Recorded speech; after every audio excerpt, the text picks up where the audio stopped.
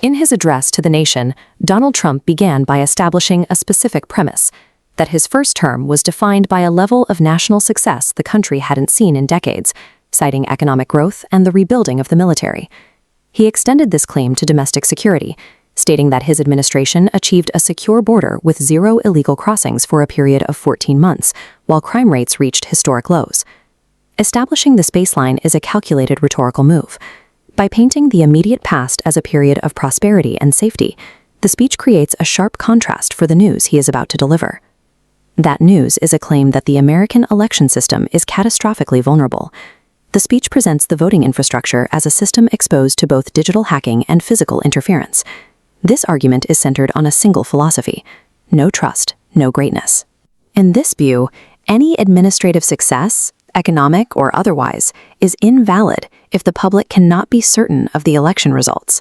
To ground these claims, Trump announces the immediate declassification of critical intelligence reports.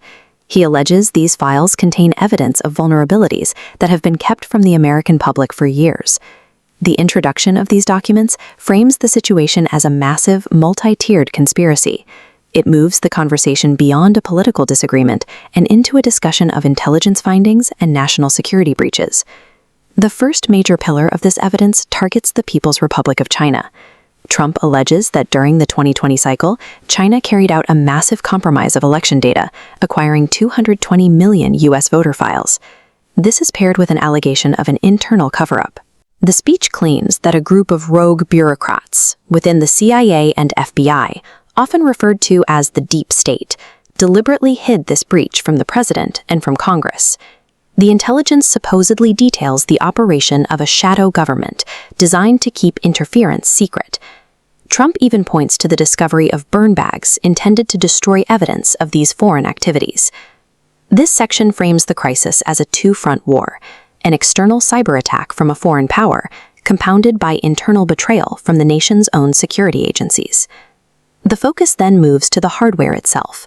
The address asserts that U.S. electronic voting machines are easily compromised, citing intelligence assessments that mark these machines as a primary target for adversaries like Russia, Iran, and China. To illustrate the risk, the speech references a CIA report on the Maduro regime in Venezuela.